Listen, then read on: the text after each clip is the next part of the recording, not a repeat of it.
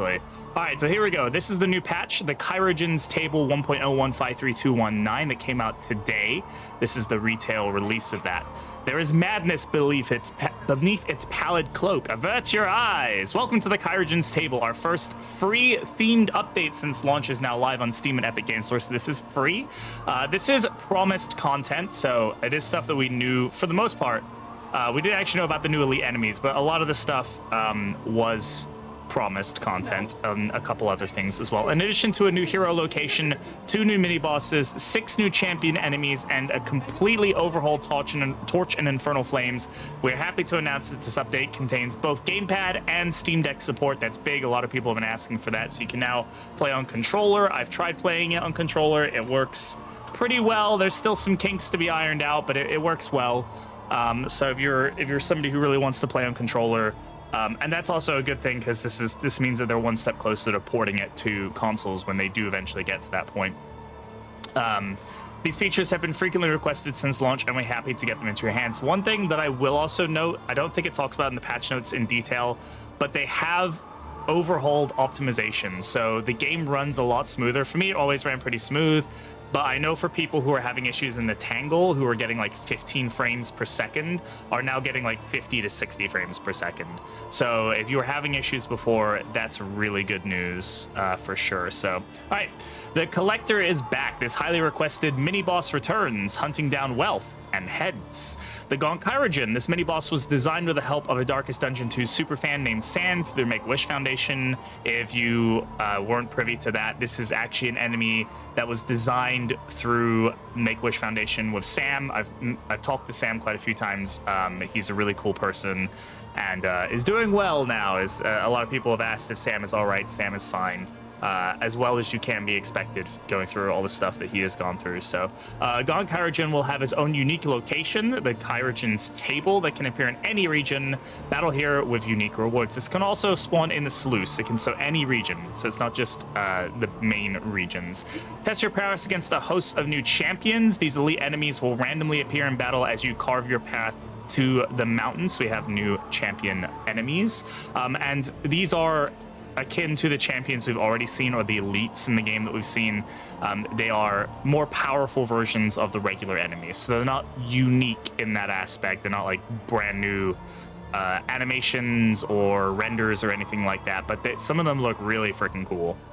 Super excited to find Jack, them. here's the deal. I'm the best there is, plain and simple. I mean, I wake up in the morning, I enjoy comprehensive updates to the Eternal Flame and General Torch system. The goal here is to build upon the existing system and provide additional flavor, identity, and strategy for players wanting more challenge. This is something that a lot of us have been requesting. The Infernal Flames before felt kind of lackluster, in my opinion. I like that they went with the multiple flame approach, but they all just kind of felt like just stat increases, like just turn the stats harder for the game, and none of them really had much flavor.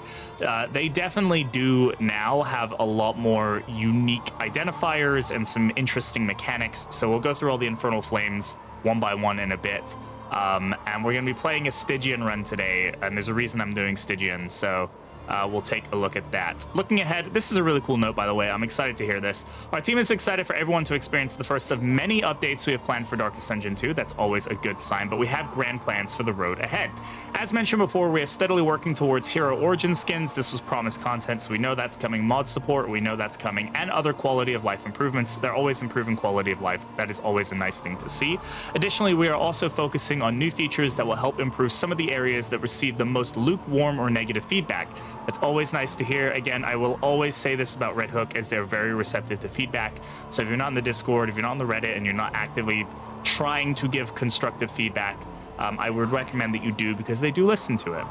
Specifically, we want to continue to improve the sense of agency and dynamism, reduce some areas of RNG. Essentially, they want to give the player more control. They want the player to have more strategy. This is something that I'm always about. I do love RNG. It's a core aspect of Darkest Dungeon, but there is such thing as too much RNG. So having the player have more agency over the run, I think, is going to be something, especially with the way that DD2 is formatted over DD1. I think that they need to give the players more control to make it feel more fun. More variety and replayability. This is a big one for me. Replayability. I'm glad to hear that this is something they know needs focus, because right now the game does not have much replayability. I will say one thing that's lacking from this update that I really wish had been in the update, but I'm hopeful that is something that will get done eventually, is giving candles some sort of end game worth, because right now they're useless. And even still, I was hoping with the collector there might be something to do with candles. There is nothing to do with candles in the collector besides the collector chandelier items. So I'm gonna go ahead and snooze this ad. Oh, okay, I cannot snooze the ad. The ad cannot be snoozed. Sorry if you are not subscribed. We look forward to sharing details with you as these features approach completion. We love this game, and we will continue making it better and better. Thanks for your support. So always good to hear. So let's go through some of the general updates. Added controller support. That's great. Added full support to Steam Deck. We're verified now. Also very good stuff. Hey, Psycho, how's it going? Oblivion's Ingress had its visuals updated to be more in line with the Oblivion's Rampart. We will see one of these ingresses. I do like what they've done with this. Pretty cool. Combat. End round action behavior adjusted. To better clarify when important end round actions will occur during combat, we've made some changes to the way that information is conveyed. Monsters that will receive a bonus action at the end of the round are now reflected in the initiate portrait order. So now, if they have a bonus action, the monster will actually pop in on the portraits up here, which is good. Monsters that receive a bonus action in the round will now display as the appropriate number of action pips, so they get another action pip if they do get an extra action for whatever reason. Depending on changing battle circumstances, these actions may be added and or removed over the course of a round. Portraits and pips will adjust accordingly. These bonus actions are still not subject to standard turn rules such as dot ticks. So extra actions don't take up or consume dot or tokens. Well, maybe they do take tokens. Sorry, I take that one back. Yeah, dots essentially is all I can think of off the top of my head. But I know there are other things as well. How's it going, BB? I'm excited to see the horror. Hey, Shilling, how's it going? Yeah, I'm super excited to show off some of the new stuff. Monsters, the collector has been added to the game. He's very, very cool. I'm excited to show him off for y'all. The Chirurgeon has been added to the game and can be found at the new location, the Chirurgeon's table. Really excited to show this off. It's very, very well done. This fight, the Chirurgeon's table,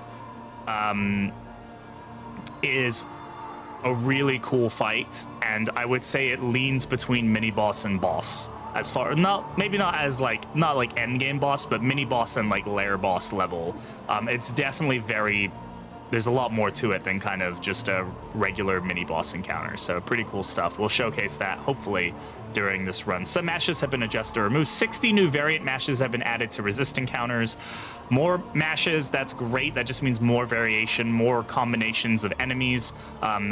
That's always just a good way to throw things, make things more difficult for you to strategize. It's kind of getting a bit stale. Adding 60 more makes it a lot more difficult to always know what's going to happen. So really cool there. Yeah, 60 new variants. It does help that they've got 6 new champion enemies. And I'm pretty sure that this number might be inflated based off of that, but still pretty cool. Champions will no longer spawn during Wave 1 of lair encounters. Increased rate of champions during Wave 2 of lair encounters. So that's a really cool one. At least, I say it's cool. I've always been kind of upset when you get like a champion, but at least I now know when to expect the champion. Like it's much higher in level 2. I won't get one in level 1. So you can kind of gauge your readiness for that going into the next level. Increased appearance rate of champions at resist encounters. This is good. Champions have already been pretty hard to find. I'm glad that they're doing this. We'll see how likely they are to spawn. Do keep in mind that they don't spawn until I think Act 3 or later. So I think Acts 1 and 2 you don't actually find any champions. So if you want to find these new guys, you definitely need to be in Acts 3, 4, 5. So keep that in mind. Champions now have a small chance of appearing at Region 3 resist encounters in Confession 4 or above. Okay, and then champions have always have at least a small chance of appearing in a sluice in Confession 4 onwards. So we're probably going to go with Confession 5, just to make sure that we can have the highest chance of seeing everything.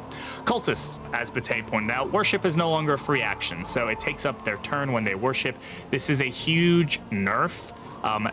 Exemplar just got nerfed to the fucking ground. I don't know how I feel about this. Honestly, I kind of liked how it was like you had to fight to like get them dead before they worshipped, but it may make it easier for players to counteract the worship because they know it's going to take a turn. This also means that things like dots can be used to stop worship from going off instead of them being an extra action that was free, and so therefore the dot didn't apply to them. So worship heal, but worship does get some buffs on that end. Worship now heals more, and now every enemy that worships gives a unique like trinket or token to whoever they worship, right? Whether it's the bishop, the exemplar, or the cardinal.